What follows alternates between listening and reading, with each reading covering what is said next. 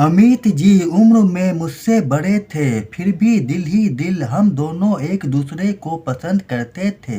ये हमारा प्यार था या उस चीज़ की ज़रूरत मुझे नहीं पता, लेकिन उस दिन से मेरे शरीर में एक अलग तरह से गुदगुदी उठने लगी। जब वह मुझे अपनी बाइक से घर छोड़ा था, उनकी भी पत्नी का स्वर्गवास हो चुका था। एक दिन मेरी सास ने मुझसे कहा, मैं अपने पोते को लेकर कुछ दिनों के लिए गांव जाना चाहती हूँ। मैंने उन्हें हाँ कह दिया। अब मैं घर पर बिल्कुल अकेली रह गई थी।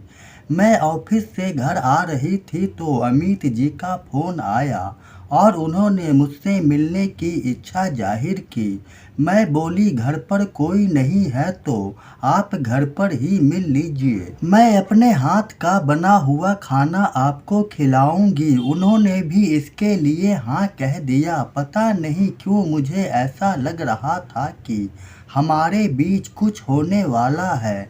मैं जानती थी कि अमित जी पिछले 9 सालों से छेद से वंचित हैं और उनके अंदर मेरे प्रति कुछ न कुछ चल रहा होगा। मैं नहाने के लिए गई और अच्छे से अपनी सफाई कर ली। अब तो मैं और भी दमक गई थी।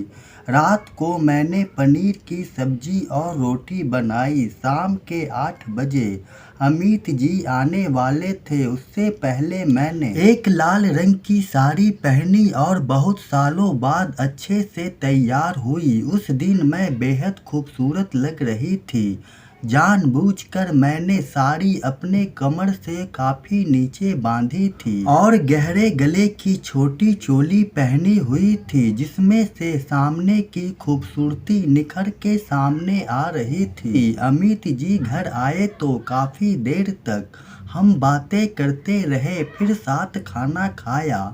इस दौरान अमित जी की नज़र बार बार मुझ पर जाती रही।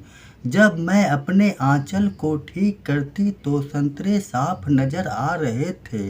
मेरी कमर पर भी नजर बार बार जा रही थी। खाने के बाद हम दोनों टीवी वाले कमरे में बैठे थे। कब रात के 11 बज गए पता ही नहीं चला। उन्होंने मुझसे घर जाने की इजाज़त मांगी। अंदर से मेरा मन दुखी हो गया कि जो सोचा था वो अब नहीं होगा। घर जाने वाली बात पर मैंने कोई प्रतिक्रिया नहीं दी। पता नहीं उसने क्या सोचा होगा। वो खड़े हो गए और मुझे ही देखते रहे। हम दोनों एक दूसरे की आंखों में देखे जा रहे थे। फिर वो हुआ जो मैंने सोचा नहीं था। अपने स्वभाव से विपरीत अमित जी ने मेरा हाथ पकड़ा और एक झटके में मुझे अपनी बाहों में भर लिया। पहली बार अमित जी ने मुझे छुआ था। आज उनका व्यवहार कुछ अलग था। मेरी आंखों में देखते हुए मुझसे कहा, आज मैंने अपने घर झूठ बोला है। मैं बोली, कैसा झूठ? मैंने घर बताया कि मैं कुछ दिनों के लिए बाहर जा रहा हूँ। मैं बोली, ऐसा क्यों?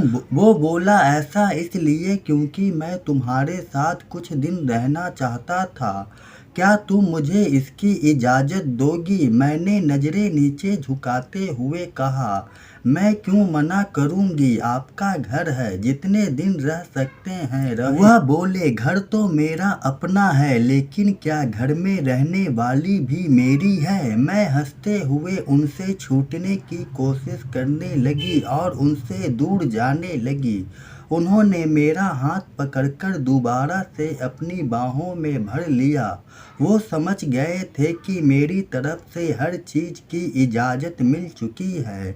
आज 5 साल बाद मैं किसी मर्द की बाहों में आई थी। मेरे बदन का रोम रोम खड़ा हो गया था और मैं आंखें बंद किए हुए उनकी बाहों में सिमटती जा रही थी। हम दोनों बेकाबू हो रहे थे, दोनों प्यासे थे। फिर हम दोनों ने सारी मर्यादाएं भूलकर एक हो गए और सब कुछ कर डाला। सारी रात हम एक दूसरे में खोए रहे। वह मेरे घर 7 दिनों तक रुके और इन 7 दिनों में उन्होंने मेरे 5 साल की प्यास को अच्छी तरह से बुझा दिया था। जाने के वक्त वो मुझसे बोले, निधि, मैं तुमसे बहुत प्यार करता हूँ। मैं नहीं चाहता कि तुम्हारे चरित्र के बारे में कोई अंगुली उठाए। क्या तुम मुझसे शादी करोगी? मैं तुम्हें हमेशा खुश रखूंगा। मैंने उन्हें गले से लगा लिया। हमने शादी कर ली और आज हम खुश हैं।